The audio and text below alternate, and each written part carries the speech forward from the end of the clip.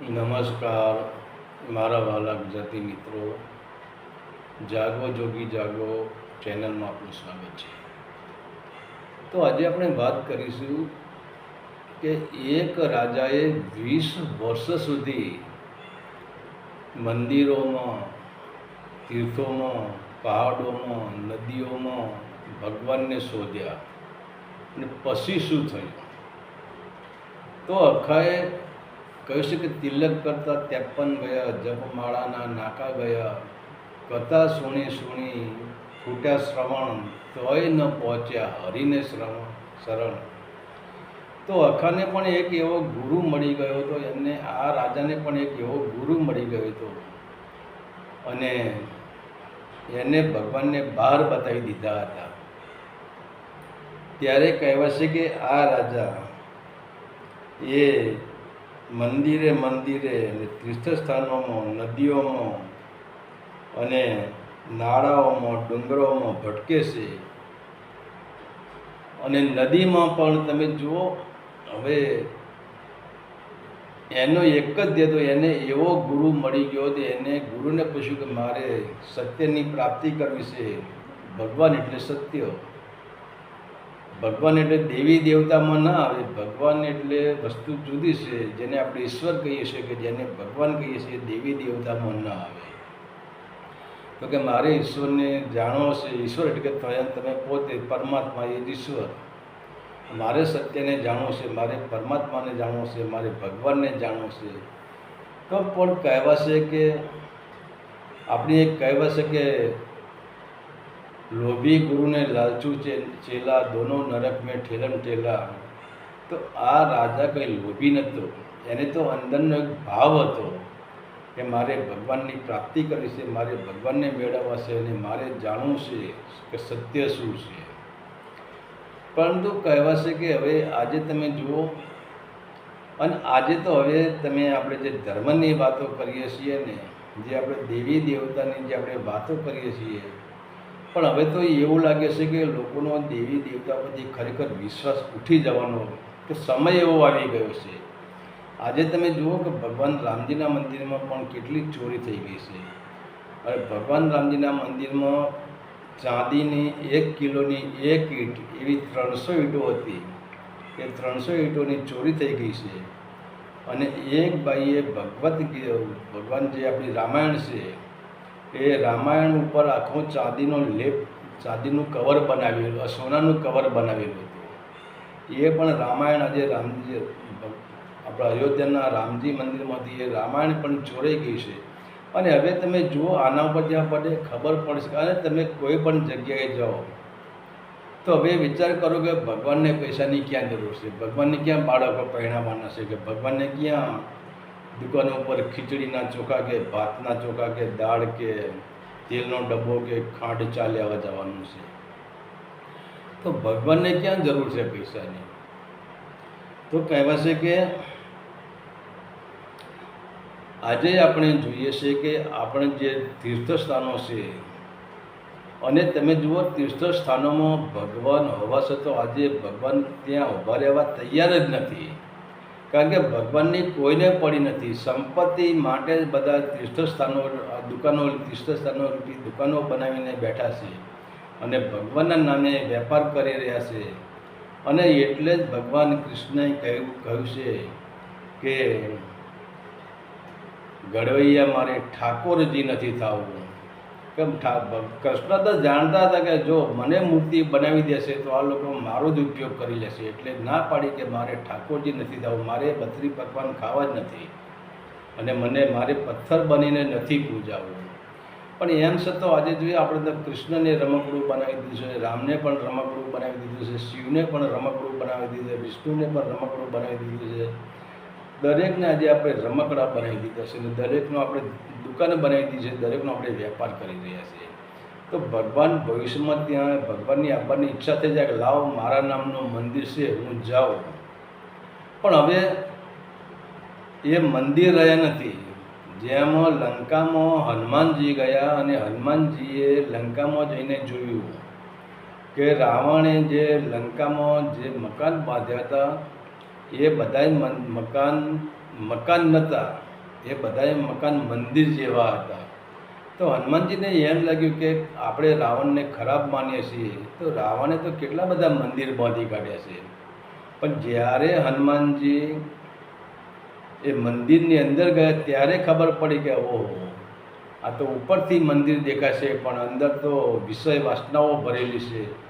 એમ આજે આપણને ઉપરથી જે મંદિર દેખાશે પણ અંદર તો વિષય વાસનાઓ જ ભરેલી છે, અંદર લૂંટફાટ ભરેલી છે. તો ભગવાન આવતા હોય તો પણ એ મંદિરમાં ન આવે, કારણ કે ભગવાન તો કરુણાવાન હોય, પ્રેમી હોય, દયાળુ હોય, લોક કલ્યાણ કરવાવાળા હોય. ભગવાન કોઈનું છીનવી લેવાવાળા ના હોય. અને બીજા નંબરે આપણે જુઓ તો ભગવાનને ક્યાં પૈસાની જરૂર છે, ભગવાનને ક્યાં 32 ભાતના પકવાનની જરૂર છે, ભગવાનને ક્યાં 56 ભોગ ધરાવવાની. અરે તમે 56 ભોગ ધરો, કોણ આવીને ખાય છે? તમે તો ખાઈ જાઓ છો, એ તો ખાતો જ નથી.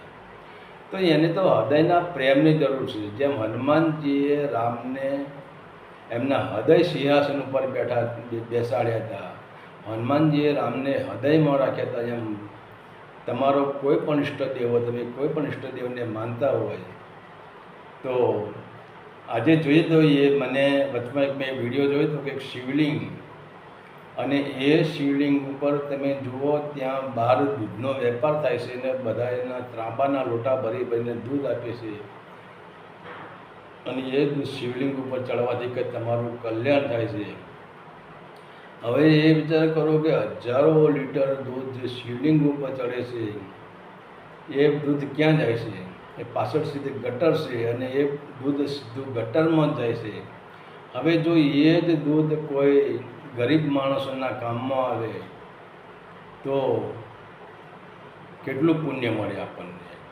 પણ આપણે તો શિવજી ઉપર દૂધની ધારા કરી દઈએ છીએ, દૂધનો અભિષેક કરી દઈએ છીએ, અને એ દૂધ સીધું ગટરમાં જ જઈ રહેશે. એટલે કે આ ભક્તિ નથી. એટલે આ રાજાને પણ આજથી 20 વર્ષ સુધી એ ભટકાણો જ છે. પણ હવે રાજા ભટકાય પણ એને દરરોજ રાત્રે વિચાર કરે છે કે હું આટલી બધી પૂજા કરું છું, પ્રાર્થના કરું છું, દરેક દેવી દેવતાને નમસ્કાર કરું છું, દરેક દેવી દેવતાના હું મંદિરમાં જાઉં છું, એમની પૂજા કરું છું, પણ એમ છતાં મને હૈયામાં મને હાશ કેમ થતી નથી, મને આનંદ કેમ મળતો નથી, મને સુખ કેમ મળતું નથી, અને મારી અંદર કંઈક વસ્તુ ખૂટે છે એવું મને કેમ લાગે છે. હું રાજા હોવા છતાં દુઃખી કેમ છું, અને મારા મનની અંદર આવા કુવિચારો અને કુસંસ્કારો વારંવાર કેમ ઉત્પન્ન થાય છે. તો આટલા બધા હું દેવી દેવતાની પૂજા કરું છું તો ખરેખર મારી અંદર શાંતિ થઈ જવી જોઈએ, અને મારી અંદર અખંડ શાંતિ મને મળવી જોઈએ.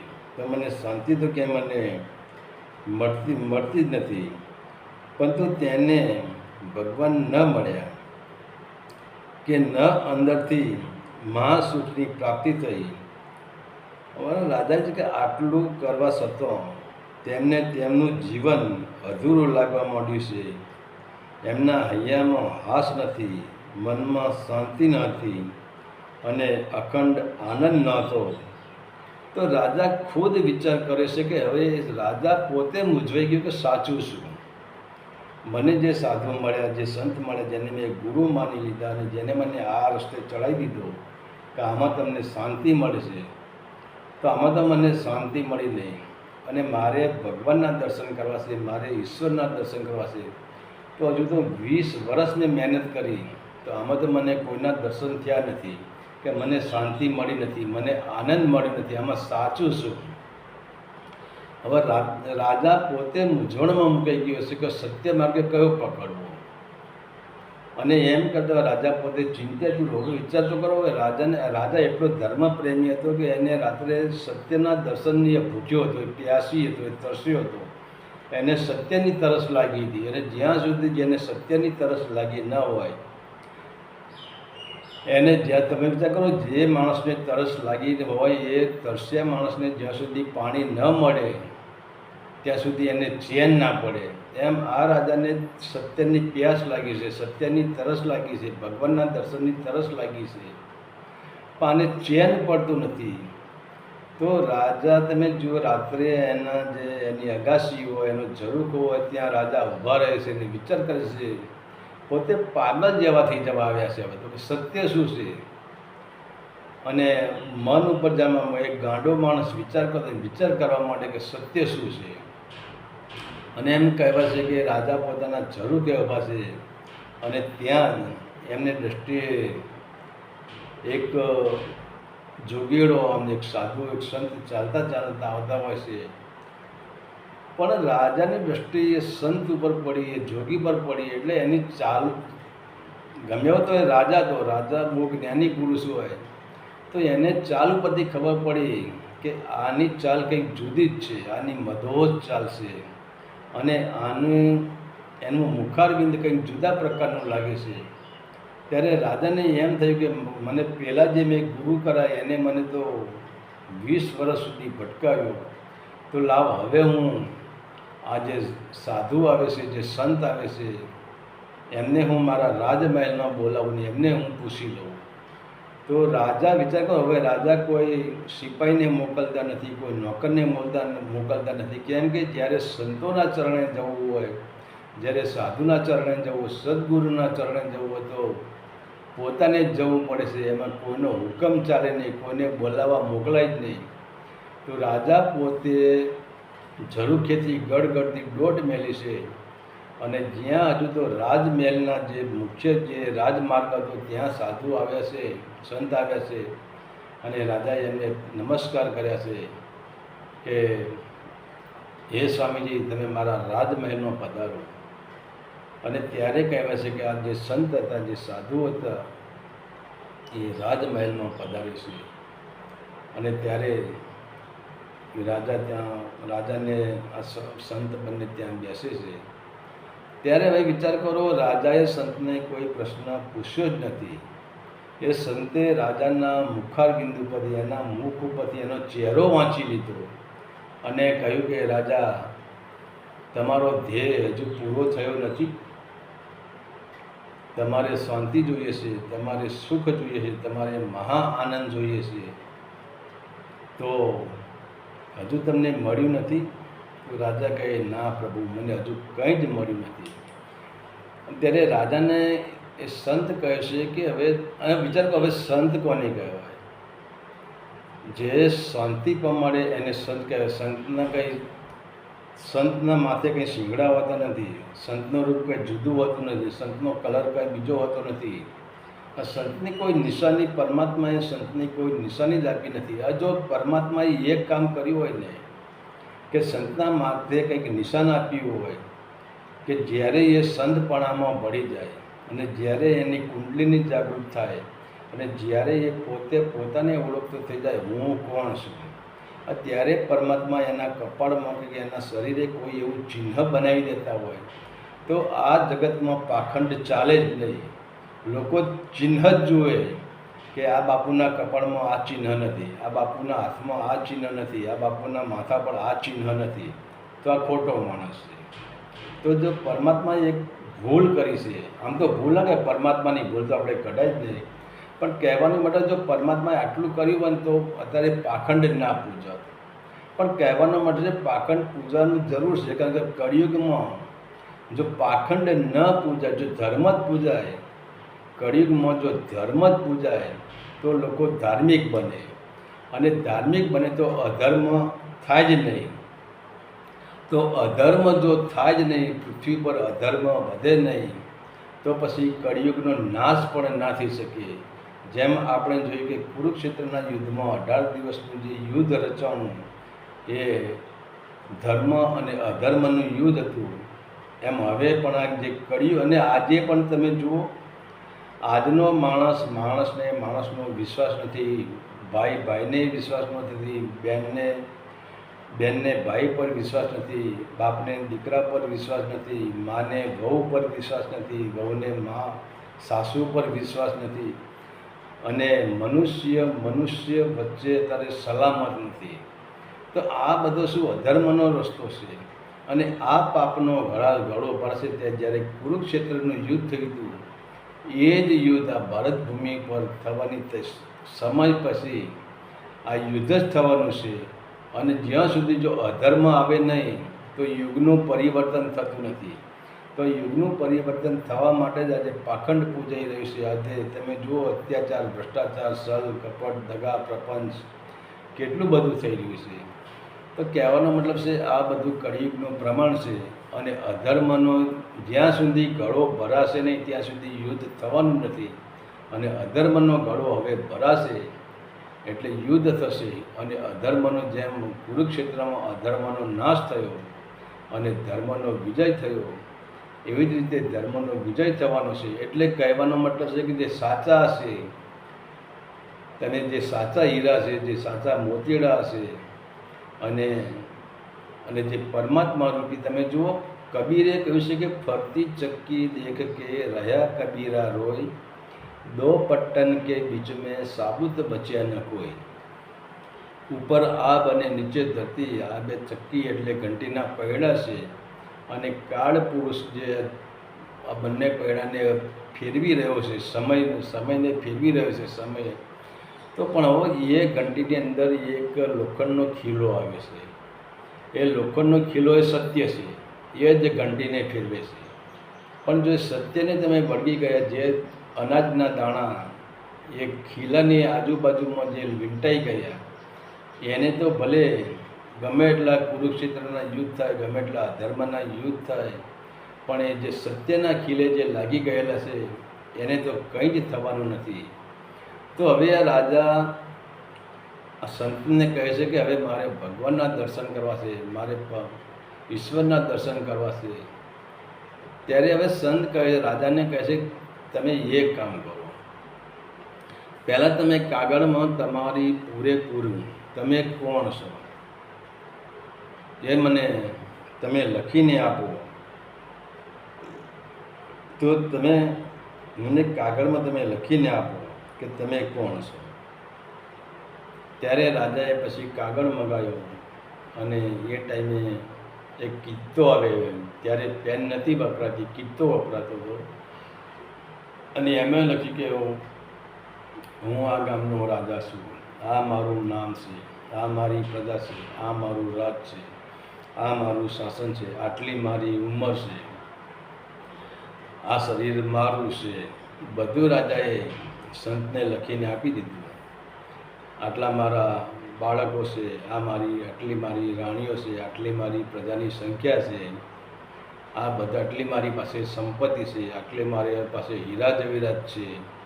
આ બધું જ રાજાએ લખીને એ સંતને આપી દીધું.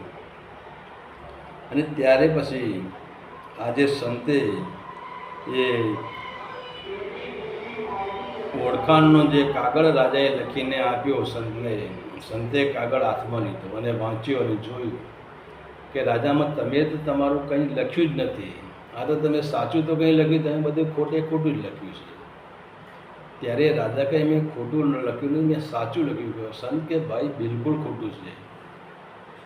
તો વિચારે કે હું રાજા, પહેલાં લખ્યું હું રાજા છું. તું શું જ્યારે તારો જન્મ થયો ત્યારે તું રાજા હતો?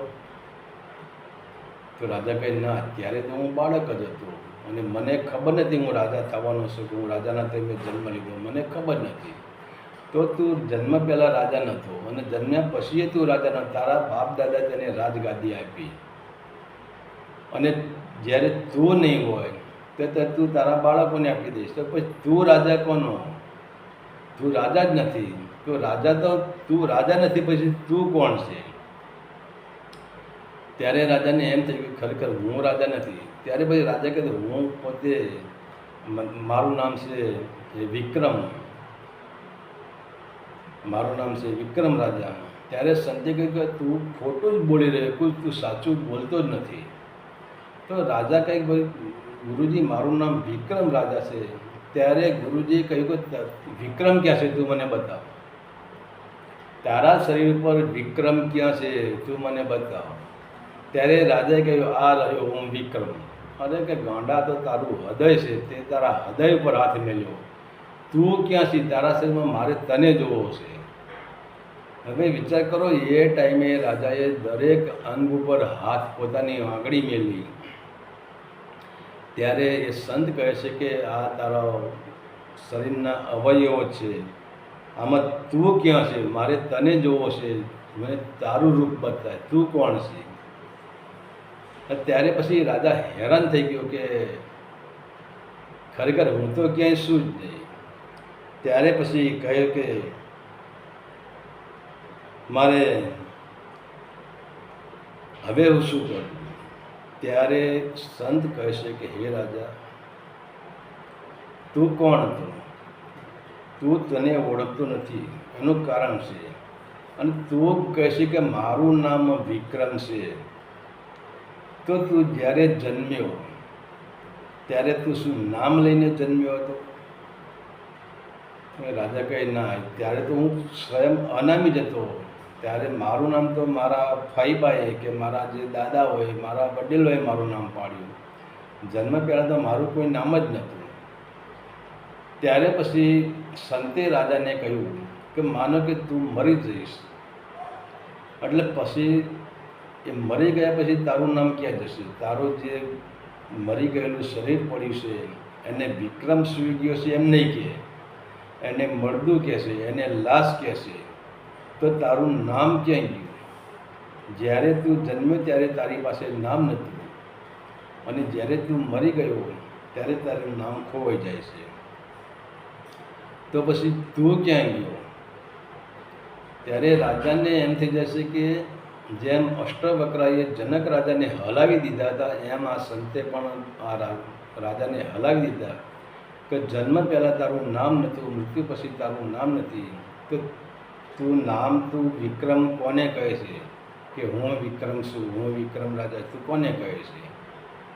અને પછી સંતે કહ્યું, જ્યારે રાજાને પછી આંચકો લાગ્યો, જેમ વીજળીનો કરંટ આવ્યો એમ કરંટ આવ્યો.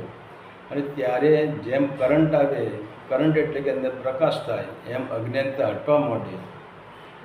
ત્યારે આ સંત કહે છે કે હે રાજા, હવે તું સાંભળ. તું જે શરીરને હું કરીશ, શરીર પણ તું નથી. કારણ કે શરીર અને તું જે આ મારું રાજ કહીશી, મારી સંપત્તિ કહીશી, તારી પ્રજા કહીશી, તારા બાળકો કહીશી, તારા સિપાહીઓ કહીશી, તારું સૈન્ય કહીશી, એમાં કંઈ જ તારું નથી. કે તારું શરીર પણ તારું નથી. કારણ કે તારું શરીર 5 તત્વથી બનેલું છે. અને આ જે પ્રકૃતિ તું જેને મારું મારું કરી રહ્યો છે એ બધું 5 તત્વથી જ બનેલું છે.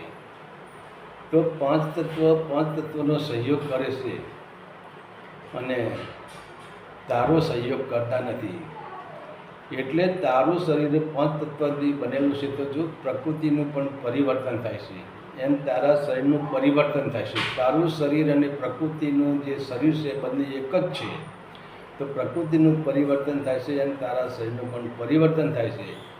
તું જન્મ્યો ત્યારે નાનો બાળક હતો, પછી તને બાલ્યાવસ્થા આવી, પછી તને યુવાની આવી, અને પછી તને વૃદ્ધાવસ્થા આવી. અને તું રાજાને કહીશ, તું વિચાર કર, તને જ્યારે ક્રોધ આવે છે ત્યારે પહેલાં તું શાંત હતો, પછી તને ક્રોધ આવ્યો, અને પછી ક્રોધ જતો રહ્યો. પછી એ ક્રોધ ક્યાં ગયો? અને ક્રોધ આવ્યો કોને? તને વિષય વાસના જાગી, ત્યારે વિષય વાસના એક સાગરની લહેર જેવી છે, અને લહેર કિનારે આવીને તૂટી ગઈ. ત્યારે તું ક્યાં હતો? ત્યારે રાજા પછી એ સંતના ચરણોમાં પડી જાય છે અને કહે છે કે ખરેખર હજુ હું 20 વર્ષ સુધી ભટકી રહ્યો છું, પણ હજુ મને કોઈ જગ્યાએ મને સત્યના દર્શન થયા નથી, ભગવાનના દર્શન થયા નથી, ઈશ્વરના દર્શન થયા નથી. તો તમે મને ભગવાનના દર્શન કરાવો. ત્યારે સંત કહે છે, ગાંડા, ભગવાન તું પોતે જ છે, અને પોતે પોતાના દર્શન તું કેવી રીતે કરી? તારું જે વિસ્મરણ થઈ ગયું છે, તું કોણ છે? તું પોતે પોતાને ભૂલી ગયો છે. પણ તું ત્યારે રાજાએ કહ્યું, ત્યારે સંતે કહ્યું કે મેં આગળ તને સમજાવ્યું કે તું કંઈ જ નથી. અને જ્યારે છેલ્લે સંતે રાજાને કહ્યું કે તું સ્વયં જ પરમાત્મા છે, તું સ્વયં જ ભગવાન છે, તું સ્વયં જ ઈશ્વર છે, તું સ્વયં જ સૂર્ય છે, પણ આ જે સંસારરૂપી તારી અંદર જે વાદળો આવી ગયા છે એ વાદળ તું નથી. અને ત્યારે રાજાને ખબર પડી કે ખરેખર હું સ્વયં પ્રકાશમાન છું. અને જ્યારે વિચાર કરો કે હવે સંતે જો અત્યારે તો બધા ગુરુ મંત્રની વાત છે. ત્યારે એ સંતે રાજાને કોઈ મંત્ર આપ્યો નથી. ત્યારે રાજા કહે ગુરુજી મને હવે મંત્ર, ત્યારે રાજાએ ગુરુ પાસે મંત્ર માંગ્યો. ગુરુ કે બેટા મંત્રની કોઈ જરૂર નથી. શબ્દ જે પરમાત્મા છે 52 છે અને શબ્દોની માયાજાળ છે. તો માયાજાળમાંથી જે મુક્ત થઈ ગયો એ જ 52 ખેલી શકે છે. ત્યારે રાજાએ કીધું ખરેખર ગુરુજી મંત્રની કોઈ જરૂર નથી. ત્યારે સંત કહે છે કે હે રાજન સાંભળ મારી વાત. જે આપણી જે શ્વાસની પ્રક્રિયા છે ઓહમ સોહમ જેને આપણે કહીએ છીએ, આનાથી મોટો કોઈ મંત્ર નથી. તારે આવતા જતા શ્વાસ ઉપર ધ્યાન રાખવાનું છે અને તારે બીજા કોઈ મંત્રમાં પડવાનું જ નથી. અને ત્યારે પછી રાજાને કહેવાય છે કે રાજાને પોતે જેમ અષ્ટવક્રાએ જનક રાજાને ઘોડાના પીંગળે જ્ઞાન કરાવી દીધું હતું, એમ આ સંતે પણ એ રાજાને ઘોડાના પીંગળે એટલે કે ક્ષણિકમાં ટૂંક સમયમાં એને જ્ઞાન કરાવી દીધું કે હું પોતે કોણ છું. પણ અહીંયા આપણી ભૂલ ક્યાં થાય છે? આપણે જોઈએ કે આપણા 10 દ્વારના 11માં આપણું બ્રહ્મ. હવે 11 માણસો નદી પાર કરવા ગયા અને એ નદી પાર કરીને સામા કિનારે નીકળ્યા એટલે ગણવા માંડ્યા તો અમે એક માણસ ઓછું હતું. એટલે બધાએ કીધું એક માણસ નદીમાં તણાઈ ગયો. હવે બધાએ 11 માણસ સામા કિનારથી એકબીજાના હાથ પકડીને નદીમાં પડ્યા. કોઈનો હાથ તો છૂટ્યો જ નથી. તો આ કિનારે આવીને ગણે તો એક માણસ ઘટ્યો. પણ ત્યારે ત્યાં બધા વિચારવા પડે, એ બધા નદીમાં શોધવાની તૈયારી કરતા હતા. અને ત્યાં એક સંત આવ્યા અને સંતે કહ્યું ભાઈ કેમ આ નદીમાં તમે શું કરો છો? ત્યારે એ લોકોએ કીધું કે બાપુ અમારો પહેલાં કિનારે જ્યારે હતા ત્યારે અમે 11 માણસો હતા અને અમે નદી પાર કરીને આ બાજુ હોય ત્યારે 10 માણસો થઈ ગયા. એક માણસ અમારો તણાઈ ગયો છે નદીમાં. ત્યારે સંતે કહ્યું કે તમે તો 11 જ છો, તમે ક્યાં 10 છો? તો પહેલાં કહે અમે તો 10 જ છીએ, ગણો. તો સંતે કીધું કે ભાઈ ગણે તો તું ગણ કે. હવે સંતે પહેલા માણસ પાસે ગણ્યું, તેને કહ્યું કે ગુરુજી 10 જ થયા. તો સંતે કહે તું ક્યાં ગયો? તને તો તું ગણતો જ નથી. એમ આપણે આપણી જે 10 જે શરીરના 10 દરવાજા કહીએ છીએ એ 10ને જ આપણે ગણીએ છીએ અને એમાં જ આપણે રમી રહ્યા છીએ. પણ આપણે 11માં આપણે સ્વયં પોતે આપણે સહસ્ત્રામાં બેઠા છીએ, એને તો આપણે ગણતા જ નથી. તો એને ગણીએ તો આપણે 52 બહાર નીકળી શકીએ. એને ગણીએ તો આપણે શબ્દની માયાજાળમાંથી નીકળી શકીએ. હરિ ઓમ તત્સત. આદેશના પ્રણામ.